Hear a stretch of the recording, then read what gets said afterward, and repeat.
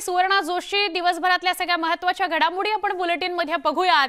सुरुवात अत्यंत महत्त्वाच्या बातमीने मुंबई आणि त्याच्या पाठोपाठ राज्याकरता महत्त्वाची बातमी आहे।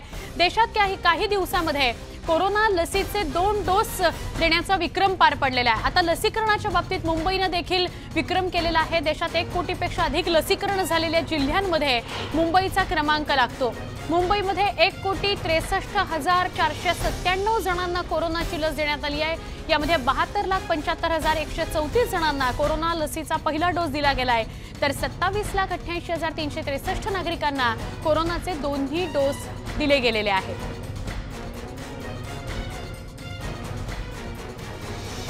लसीकरणात मुंबईने विक्रम केलेला आहे।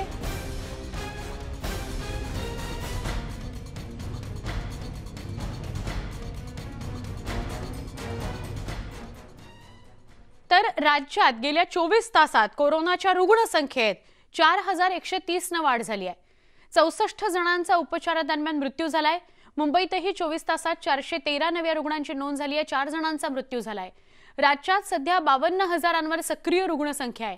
राज्याचा कोरोना रुग्ण बरे होण्याचा दर 97% गेलाय, तर मृत्यू दरही 2% आहे।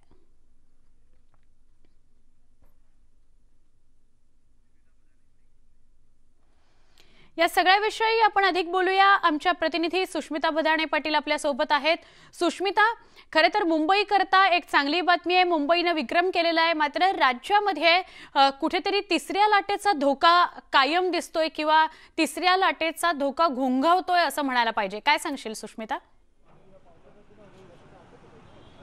खरं तर ज्या पद्धतीचा विक्रम आपण देशातील इतर राज्यांच्या तुलनेत मुंबईमध्ये आणि महाराष्ट्रामध्ये बघितला आहे, हा खरं तर खूप मोठा विक्रम म्हणावा लागेल। कारण तिसऱ्या लाटेची संभाव्य शक्यता लक्षात घेत लसीकरणाचा वेग वाढवण्यात आला होता।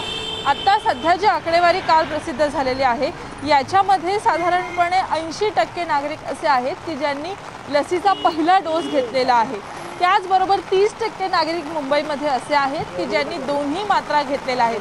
त्यामुळे एकाच दिवसामध्ये काल 1.3 लाख इतक्या मोठ्या प्रमाणात नागरिकांचं लसीकरण करण्यात आलेलं आहे। काही खाजगी रुग्णालय, पालिकेची रुग्णालय आणि इतर अनेक लहान लहान केंद्र लसीकरणाची उभारण्यात आलेले आहेत, ज्यांच्या मार्फत अशा पद्धतीने लसीकरणाचा वेग वाढवण्यात आलेला आहे। त्यामुळे तिसऱ्या लाटेला थोपवण्यामध्ये काही अंशी यश मिळू शकतं।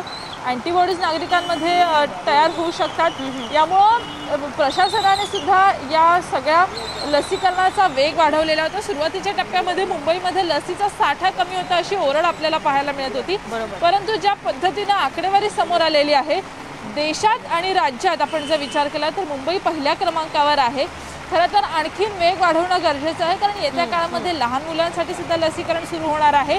आणि सगळ्यात महत्त्वाचं म्हणजे आता जे वेगवेगळे टप्पे लसीकरणाचे आहेत, त्यामध्ये अगदी गर्भवती माता असतील, बेड रिडन व्यक्ती असतील, अशा अनेकांचं लसीकरण आपण मुंबईमध्ये सुरू केलं, राज्यात सुरू केलं, ज्यामुळे मुंबई आज पहिला नंबर आला। आणि ही खरं तर एक चांगली बातमी आपण मुंबईकरांसाठी आणि राज्यासाठी नक्की। पण सुष्मिता, जसं मुंबईने महाराष्ट्राने करून दाखवलंय, तसं आता तिसऱ्या लाटेच्या पार्श्वभूमीवर सांभाळून दाखवण्याची पण गरज आहे, थोडंसं सावधान राहण्याची पण गरज आहे असंही वाटतं? नक्कीच, कारण आपण जर बघितलं तर डेल्टा प्लसचा जो धोका आपल्या समोर आहे, त्यामध्ये अनेक नागरिक असेही आहेत की ज्यांना साधारणपणे 17 ते 18 नागरिक असे होते, ज्या 103 नागरिकांची डेल्टाची यादी आपल्या समोर आली होती, त्याच्यामध्ये त्यांनी लसीचे दोन्ही डोस घेतलेले होते। तर 16 लोक असे होते की ज्यांनी लसीचा पहिला डोस घेतला होता, परंतु मेजॉरिटी लोक यामध्ये अशी होती की ज्यांनी एकही लसीचा डोस घेतलेला नव्हता। त्यामुळे लसीकरणामुळे काही अंशी तुम्हाला बाधा झाली तर लसीकरण चुकीचे असं मुळीच म्हणता येणार नाही, परंतु लसीकरणामुळे एक सुरक्षा कवच मिळतं हे नक्की आहे। त्यामुळे येत्या काळामध्ये जेव्हा तिसऱ्या लाटेचा संभाव्य धोका म्हटला जातो, तेव्हा डेल्टा प्लस हा चिकन पॉक्स प्रमाणे म्हणजे अर्थात कांजिण्यांप्रमाणे जलद गतीने पसरेल अशी एक शक्यता टास्क फोर्सनं वर्तवलेली होती। त्यासाठी आता यंत्रणा सज्ज होत आहेत।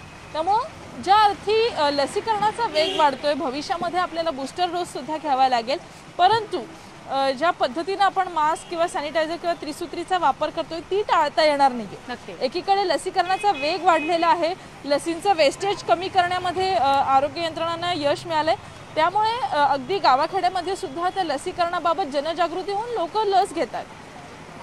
नक्की सुष्मिता, धन्यवाद आपण सविस्तर माहिती दिल्याबद्दल.